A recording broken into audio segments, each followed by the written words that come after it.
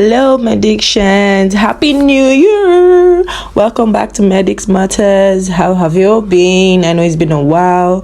Hope you all enjoyed your holidays and welcome to 2025. I hope that you have a prosperous new year this year. And like I promised, you're going to be getting more contents from this page.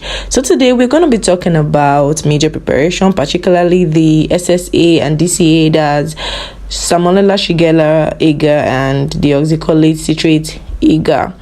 So let's walk through the process together and let me show you how I do mine.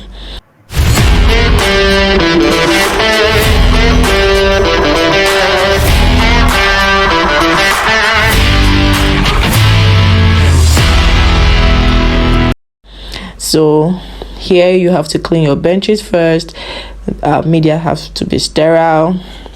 We don't want a lot of unwanted organisms growing there, even though these media are selective media.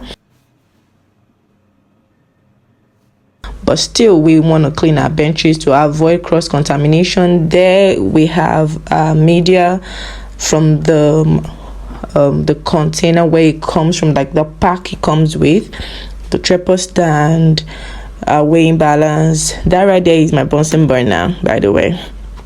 Yeah, I'm gonna get into the details of that Bunsen burner later on, because I know some of us have not seen something like that before. So I have gone ahead to arrange all of my glasswares, measure the volume that I need, the volume of water that I need. I'm going to be showing you all how I arrived at that volume. So you know that the pack these media powders come with are already in a concentration that tells you like you should dilute it in 1000 ml. So you have to use your own volume and concentration that you want to prepare, because for my facility we don't really have much workload at this time. When this video was made, it was way back some years ago, like in over 2 years now. Yeah, over 2 years now. So I had to calculate the concentration that I needed, the volume that I needed, and what concentration I should dilute in that volume of water. So here I was just about to measure, and then I remembered I'm recording this video. Followers have to see what I'm actually doing, right? So this is how I calculated the volume that I needed, dilution formula, the first concentration 2, and desired volume. Yeah, we all know that. So I went ahead to turn on my weighing balance, and when it came on, usually you can either just place your paper directly before you turn it on, so that you zero it with the paper. You know that whatever you're adding to it is the exact concentration, the exact gram of the powder, the media. I had already calculated the volume I needed, like I mentioned earlier.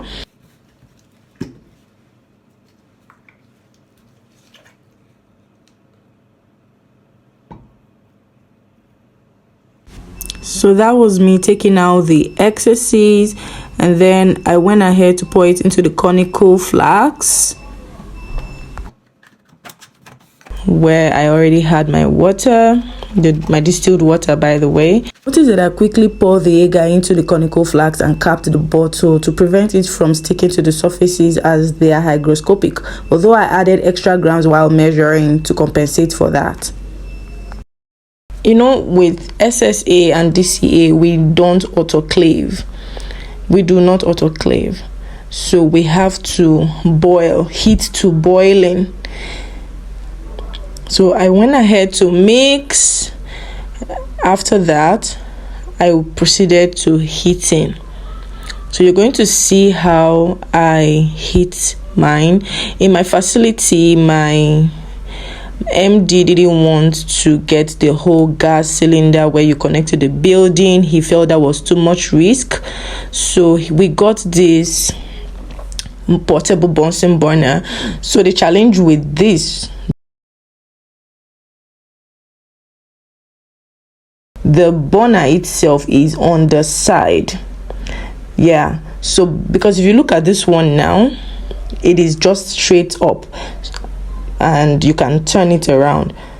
So the challenge is usually trying to fix it and get it in place. Aside that, it has been very effective and very efficient. I love it. It has been used for over 2 years and it still works perfectly.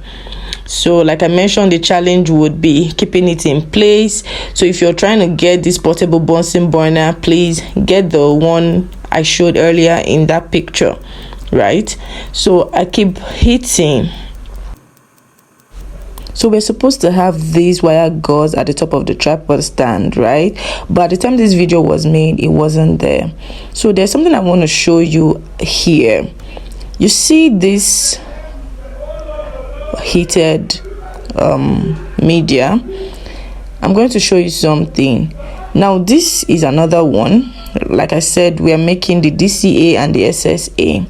There will be a quiz at the end of this video for you to show me and tell me which one actually is DCA and which one is SSA. So looking at the bottom of our flask, right, we can see that it is like our urine would say cloudy, right? But now looking at this other bottom, it is very clear.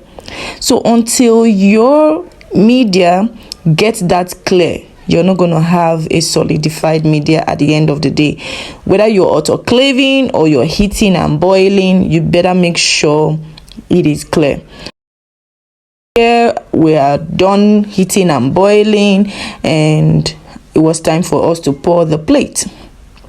So this plate we had earlier on, it was so big, like it was really big. We know that the volume of our media, our agar, to be poured on each petri dish, into each petri dish, is not supposed to exceed 20 ml. This is so because the depth of your agar affects the zone of clearance during sensitivity testing. The shallower, the larger the zones of clearance, the deeper, the smaller the zones of clearance. So please indicate in the comments if you've had any experience working with shallow or deep agar depths.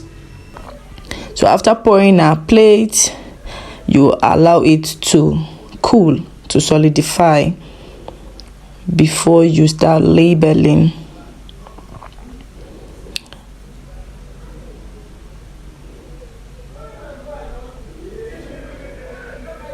You can see the flame coming from the other media. So I'm letting it cool before I pour into the plate. You're not just supposed to bring it out from that boiling heat, from the heat after it's boiled, and then pour into your plate. You're supposed to let it cool for a while, cool to the point where when you feel your conical flax, it shouldn't burn your hand. It shouldn't seem like it's burning your hand, right? But if you want to check the temperature, it should be between 45 to 50 degrees. That way, you know that it has cooled to the point where you can pour your plates. So we keep pouring and then ensure that when you pour the agar, the molten agar, it should go around your petri dish. It shouldn't be halfway. It must go around your petri dish for you to have a properly prepared media. After that, you go ahead to label. So I didn't make a video of when I was labeling those. I just had to pull this video. Go ahead to label. You don't necessarily need to label so big everywhere on the plate, so somebody can see through when they are reading the plate. After labeling, you stack them up like this in a plastic bag, and then you store in the refrigerator. This is how I arrange the plate in the plastic bag. The bottom of the plate were turned upside down. That's how you store it. Quality control the plate you have prepared. You have to incubate them in the incubator for 18 to 24 hours, and any one that has the growth in it, after 24 hours incubation, you know that it is not fit for use. So this process helps you eliminate unwanted organisms that may be present in the plate but are not in the patient's sample. So this is what a growth on these agar plates look like. I want you all to help us identify which is SSA and which is DCA. That's the game, guys. Indicate in the comments your answers and let's have a winner. Our winner goes on with a prize. So this is the end of today's video, and I hope you learned a thing or two from today's video.